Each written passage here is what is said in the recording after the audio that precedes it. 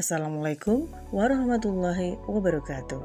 Halo anak-anakku Nusantara, ketemu lagi dengan Ibu di channel Sri Asih Rezeki. Kali ini Ibu akan sampaikan materi IPS tentang bencana alam dan mitigasi bencana kelas 7 semester yang kedua. Silahkan mengikuti. Tujuan pembelajaran kita kali ini adalah 1. Menjelaskan pengertian bencana alam, 2. Menyebutkan 5 jenis bencana alam, 3. Menjelaskan pengertian mitigasi, 4. Menjelaskan tujuan mitigasi bencana, 5. Membedakan mitigasi bencana dan respon bencana, dan yang keenam, menceritakan peristiwa bencana lokal dan penanganannya di Banjarnegara. Ya anak-anakku semuanya, tahukah kamu apa itu bencana alam? Ya, bencana alam adalah peristiwa atau kejadian yang disebabkan oleh kekuatan alam seperti gempa bumi, banjir, tanah longsor, angin topan, dan tsunami. Bencana alam dapat menyebabkan kerusakan yang luas dan merugikan banyak orang, serta lingkungan sekitar. Oleh karena itu, penting bagi kita untuk selalu waspada dan siap menghadapi bencana alam dengan cara melakukan upaya mitigasi dan persiapan yang baik. Perhatikan gambar tersebut. Apa itu mitigasi bencana anak-anak? Ya, mitigasi bencana adalah merupakan suatu kegiatan yang dilakukan untuk mengantisipasi dampak maupun kerugian dari suatu bencana. Adapun tujuan mitigasi bencana adalah meminimalisir risiko dan dampak yang mungkin terjadi karena suatu bencana, seperti korban jiwa, kematian, kerugian ekonomi, dan kerusakan sumber daya alam, sebagai pedoman bagi pemerintah dalam membuat perencanaan pembangunan, meningkatkan pengetahuan masyarakat dalam menghadapi serta mengurangi dampak atau risiko bencana, sehingga masyarakat dapat hidup dan bekerja dengan aman. Apa itu respon bencana anak-anak? Ya, respon bencana adalah serangkaian kegiatan yang dilakukan dengan segera pada saat terjadi bencana untuk menangani dampak buruk yang ditimbulkan, yang meliputi kegiatan penyelamatan dan evakuasi korban, harta benda, pemenuhan kebutuhan dasar, perlindungan, pengurusan pengungsi, penyelamatan, serta pemulihan prasarana dan sarana. Jenis-jenis bencana alam. 1. Letusan gunung api, 2. Longsor, 3. Gempa bumi, 4. Tsunami, 5. Banjir, 6. Kekeringan, 7. Tanah longsor, 8. Puting beliung, dan yang ke-9 kebakaran hutan. Letusan gunung api. Erupsi vulkanik terjadi ketika magma, gas, dan partikel batuan lainnya naik ke permukaan bumi melalui saluran vulkanik. Proses ini bisa sangat eksplosif dan menghasilkan aliran lava, abu vulkanik, dan awan panas yang dapat membahayakan lingkungan sekitarnya. Longsor salju. Longsor salju terjadi ketika lapisan salju yang menumpuk di lereng gunung atau bukit tiba-tiba longsor turun. Hal ini bisa disebabkan oleh berbagai faktor seperti perubahan suhu, hujan lebat, atau getaran dari gempa bumi. Longsor salju seringkali menjadi ancaman serius bagi penduduk di daerah pegunungan salju. Gempa bumi.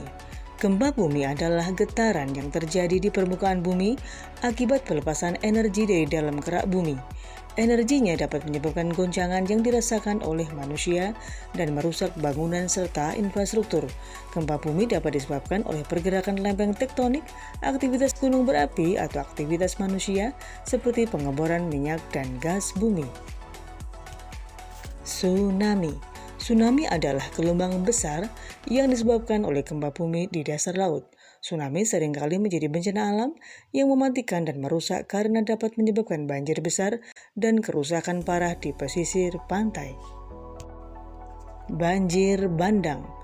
Banjir bandang terjadi ketika curah hujan yang sangat tinggi menyebabkan sungai meluap dan membanjiri daerah sekitarnya. Banjir bandang seringkali menimbulkan kerusakan yang parah dan mengancam keselamatan jiwa manusia. Oleh karena itu, penting bagi masyarakat untuk selalu waspada dan siap menghadapi bencana alam tersebut. Kekeringan. Kekeringan terjadi ketika sumber air tidak mencukupi untuk memenuhi kebutuhan masyarakat maupun hewan-hewan di sekitarnya. Hal ini dapat menyebabkan berbagai masalah seperti kelaparan, krisis kesehatan, dan konflik antar kelompok masyarakat. Upaya-upaya penanggulangan perlu segera dilakukan untuk mengatasi kekeringan dan menjaga ketersediaan air bagi kehidupan di masa depan. Tanah longsor. Tanah longsor terjadi ketika tekanan air di dalam tanah melebihi daya tahan tanah itu sendiri. Hal ini bisa disebabkan oleh curah hujan yang tinggi, penggalian tanah yang tidak tepat, ataupun aktivitas manusia yang merusak struktur tanah secara tidak langsung. Akibat dari tanah longsor bisa sangat berbahaya, seperti merusak bangunan, menyebabkan korban jiwa, dan merusak lingkungan sekitar. Oleh karena itu, penting bagi kita untuk selalu waspada dan menjaga kelestarian lingkungan agar dapat mencegah terjadinya tanah longsor. Dan berdasarkan data dari BPBD Banjarnegara Jawa Tengah, 13 kecamatan di Kabupaten Banjarnegara dinyatakan sebagai daerah rawan longsor. Dari 13 kecamatan itu, kecamatan yang paling rawan longsor adalah Banjarmangu, Karangkobar, Pandanarum, hingga Batur. Dan daerah rawan longsor itu sebagian besar di wilayah Pegunungan Utara, di wilayah Pegunungan Selatan Banjarnegara, yakni Desa Kali Ajir, Kecamatan Purwonegoro.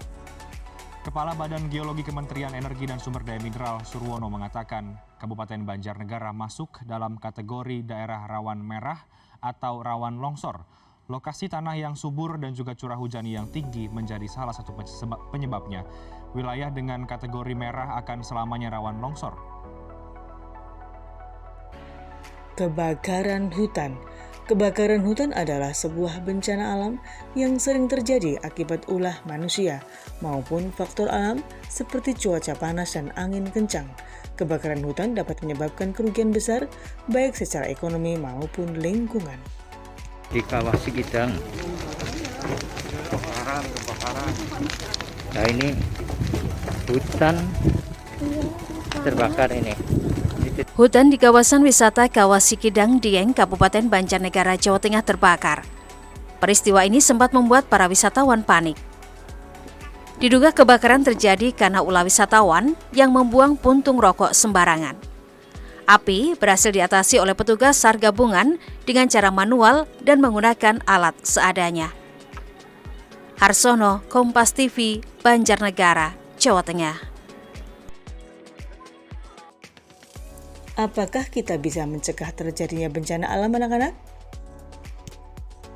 Kejadian alam tidak bisa dicegah oleh tindakan manusia, tapi jika kita mengerti mengapa mereka terjadi dan apa yang bisa kita lakukan untuk menghentikan atau mengurangi dampaknya, kita bisa mengurangi efek negatifnya. Mari lakukan langkah untuk mengurangi efek bencana alam, yaitu dengan menanam mangrove. Menanam mangrove merupakan salah satu cara yang efektif untuk mengurangi dampak tsunami. Mangrove memiliki akar yang kuat dan rimbun sehingga mampu menyerap energi gelombang tsunami dengan baik. Selain itu, ekosistem mangrove juga berperan sebagai tempat perlindungan bagi berbagai jenis biota laut. Dengan menanam mangrove secara massal di sepanjang pantai, diharapkan dapat membantu melindungi wilayah tersebut dari potensi bencana alam yang dapat terjadi. Selain itu, mangrove juga memiliki manfaat ekologis yang besar seperti menjaga keseimbangan ekosistem laut dan mengurangi erosi pantai. Dengan menanam pohon di kaki gunung. Tanam pohon-pohon di lereng gunung dan daerah rawan longsor untuk menjaga kestabilan tanah. Dengan menanam pohon, kita juga dapat mengurangi dampak erosi dan memperbaiki kualitas tanah. Selain itu, pohon juga dapat menjadi penyerap air hujan yang berlebihan, sehingga dapat mengurangi risiko terjadinya banjir dan longsor. Mari kita jaga lingkungan kita dengan cara sederhana ini. Dengan tidak membuang sampah sembarangan. Masyarakat diharapkan untuk selalu membuang sampah pada tempatnya, seperti di tempat sampah yang telah disediakan. Dengan demikian dapat mengurangi risiko tersumbatnya saluran air dan meluapnya air hujan yang dapat menyebabkan banjir. Selain itu, penting juga untuk membersihkan saluran air di sekitar rumah secara rutin agar air dapat mengalir dengan lancar saat hujan tiba. Dengan langkah-langkah sederhana ini, kita semua dapat turut berperan dalam mencegah terjadinya banjir di lingkungan sekitar. Ya, anak-anakku semuanya, demikian yang bisa Ibu sampaikan. Ketemu lagi Ibu di video selanjutnya. Wassalamualaikum warahmatullahi wabarakatuh.